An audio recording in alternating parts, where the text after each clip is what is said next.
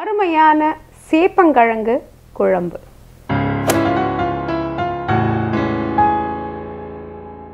Hi, hello, வணக்கம். Dosa to பீஸா உங்களை அன்புடன் வரவேற்குது. நான் காஞ்சனா ஜெயக்குமார்.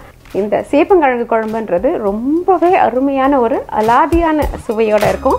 அதே நேரத்தில் இதனுடைய செய்முறை நம்ம இதே முறையை பின்பற்றினீங்கன்னா சுலபமாக தப்பில்லாமல் நல்ல அருமையான இந்த சேப்பங்கிழங்கு குழம்பு எப்படி செய்யறதுன்னு பார்க்கலாம் வாங்க. இப்போ நம்மக்கிட்ட இங்கே சேப்பங்கிழங்கு இருக்குது. இந்த சேப்பங்கிழங்கை நல்லா கழுவிட்டு நம்மளுடைய குக்கர் பாத்திரத்தில் போட்டு 2 அல்லது 3 ப்ரெஷர் விசில் வர வரைக்கும் நம்ம அதை வேக வச்சு எடுத்துக்கலாம். அதாவது ரொம்ப அதிக நேரம் அதை விட்டுட்டிங்கன்னா என்ன ஆகும்னா குழஞ்சி இந்த காயின் உருவம் மாறுபட்டுடும். அப்போ நம்மளுக்கு குழம்புல அது தனியாக நிற்காது. அதனால தான் என்ன பண்ண போகிறோம்னா 2 அந்த மாதிரி உங்களுடைய குக்கருடைய நிலைமை உங்களுக்கு தெரியும். அது 2 இதில் சத்தம் வந்தால் நல்லா வரும்ன்ட்டு அதுக்கேற்ற மாதிரி வச்சுக்கோங்க. மெத்துன்னு ஆகணுமே தவிர குழையக்கூடாது. ஏற்கனவே நான் அதை குக்கரில் வச்சுட்டேன். அது எப்படி இருக்குன்னு பார்க்கலாம். இப்போ இங்கே பார்த்தீங்களா, மெத்துவாக இருக்குது. ஆனால் அதே நேரத்தில் உருவத்தில் மாற்றம் ஏற்படலாம். இப்போ இதுலேருந்து தோலை நீக்கிடலாம். தோலை நீக்கி எடுத்துடலாம். சரியான பக்குவத்தில் வெந்திருந்தால் இது தோல் நீக்கிறதுக்கு ரொம்ப சுலபமாக இருக்கும். இப்போ நம்மக்கிட்ட இருக்கிற இந்த கிழங்கை சிறிய துண்டுகளாக ஆக்கிக்கலாம். அதாவது நம்மளுக்கு பிடிச்ச அளவுக்கு இதை நம்ம எடுத்துக்கலாம். நம்மக்கிட்ட தயாராகிடுச்சு. இப்போ இதை எப்படி தயார் பண்ணுறதுன்னு பார்க்கலாம்.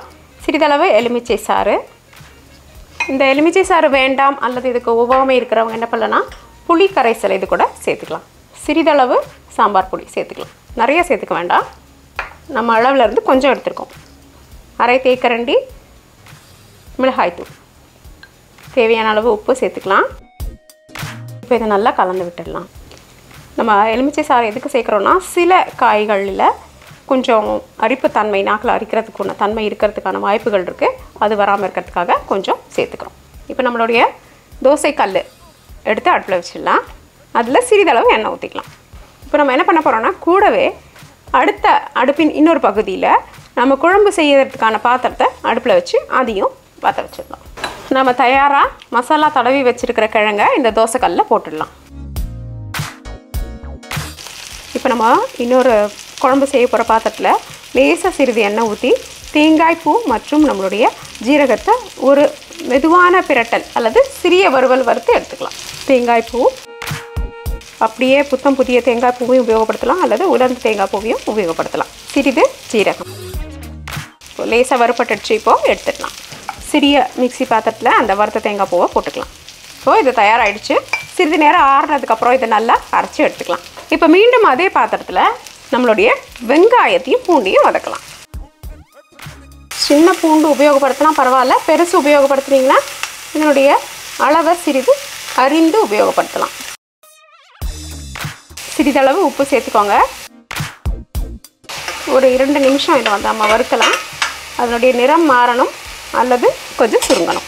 இதோட சேப்பங்கிழங்கு அழகாக வறுப்பட்டிருக்கு.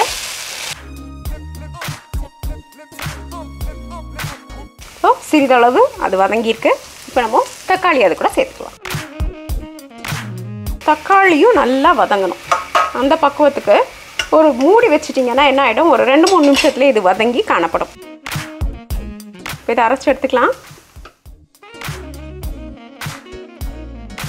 பார்த்தீங்களா, நம்மளால் இந்த தக்காளியை நல்லா இப்படி கலந்து விட முடியுது.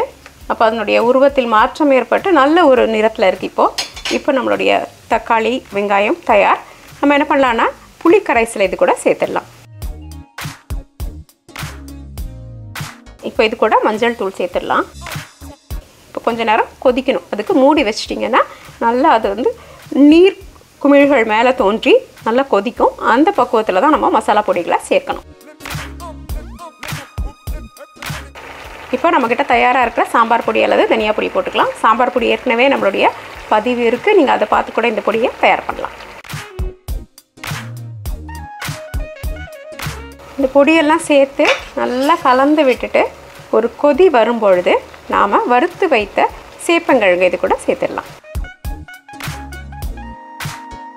இப்போ கடைசியாக நம்ம அரைத்து வைத்த தேங்காய் விழுது இது கூட சேர்த்துடலாம். இப்போ நம்ம சிறிதளவே தண்ணீர் சேர்த்து இந்த கொதிக்கிற குழம்புல ஊற்றிடலாம். அப்போ என்ன ஆகும்னா குழம்பின் தன்மை வந்து அதிகமான கட்டி பக்குவத்துலேயும் இருக்கக்கூடாது, ரொம்ப தண்ணியாக சாம்பார் மாதிரி இருக்கக்கூடாது. அதுக்காக சிறிதளவு ஊற்றினீங்கன்னா போதும். ஒரு கால் இந்த மாதிரி ஊற்றி இதில் போட்டுடலாம். இப்போ நம்மளுடைய குழம்பு முழுவதுமாக தயார் நிலைக்கு இருந்தாலும் இதை என்ன பண்ணணும்னா சிறு தீயில வச்சு மூடி வச்சிடலாம். அப்போ ஒரு 10 நிமிஷத்துக்கு இதை விட்டுட்டு நம்ம வேறு வேலை பார்த்து போயிடலாம். அதனால் சிறு தீயில வச்சு மூடி வச்சுடுங்க. கொஞ்சம் நேரத்தில் பார்த்தீங்கன்னா எண்ணெய் மேலே தோன்ற ஆரம்பிக்கும். அதாவது ஒரு 10லேருந்து 15 நிமிஷம் அப்படியே இருக்கும் பொழுது எண்ணெய் வந்து மேலே தெரிய ஆரம்பிக்கும். அப்போ நம்மளுடைய குழம்பு தயார் அப்படின்னு அர்த்தம். அதுக்கப்புறம் தாளித்து எடுத்துடலாம். உப்பின் சுவை பார்த்து இப்போது தேவைப்பட்டால் சிறிது உப்பு போட்டுக்கலாம். 10 நிமிஷத்துக்கு அப்புறம் ஆங்காங்கே எண்ணெய் துளிகள் தெரியுது. அப்போது குழம்பு நல்ல ஒரு கட்டி பக்குவத்துக்கு வந்துடுச்சு மற்றும் எல்லாம் கலந்துருச்சு அப்படின்றது தான் நம்மளுக்கு தெரிய வரும். குழம்பு சரியாக தயாராகிடுச்சு. இப்போ நம்ம என்ன பண்ண போகிறோம்னா தாளிக்கிறத தயார் பண்ணலாம். தாளிக்கிறதுக்கு சிறிது தேங்காய் எண்ணெய் உபயோகப்படுத்தினாலும் இதுக்கு ரொம்ப நல்லாயிருக்கும். அதனால் உங்கள் விருப்பம் தேங்காய் எண்ணெய், நல்லெண்ணெய் அல்லது ஆலிவ் எண்ணெய், எந்த எண்ணெய் வேணாலும் நீங்கள் இதுக்கு சமையலுக்கு உபயோகப்படுத்தி கூட எந்த நல்ல எண்ணெயை உபயோகப்படுத்தலாம். ஆனால் தேங்காய் எண்ணெய் ஒரு தனிப்பட்ட மணத்தை இதற்கு கொடுக்கும். இப்போ நம்ம இது கூட என்ன சேர்க்க போகிறோம்னா பெருங்காயம், வெந்தயம் மற்றும் கடுகு. கடுகு வெடிக்க தொடங்கினதோ கருவேப்பிலையை போட்டுடலாம்.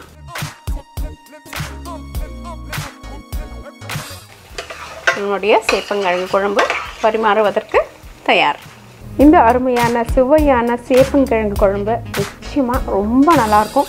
பிடிச்ச மாதிரி செய்து பாருங்கள். செய்து பார்த்துட்டு உங்கள் கருத்துக்களை எங்ககிட்ட பகிர்ந்துக்கோங்க. தோசை டு பீட்சா என்றென்றும் உங்கள் நாவிற்கும் வயிற்றிற்கும் நல்லதொரு சுவை. இந்த வீடியோ உங்களுக்கு பிடிச்சிருந்தா லைக் ப்ரெஸ் பண்ணுங்கள். தோசை டு பீட்சாக்கு மறக்காமல் சப்ஸ்கிரைப் பண்ணுங்கள்.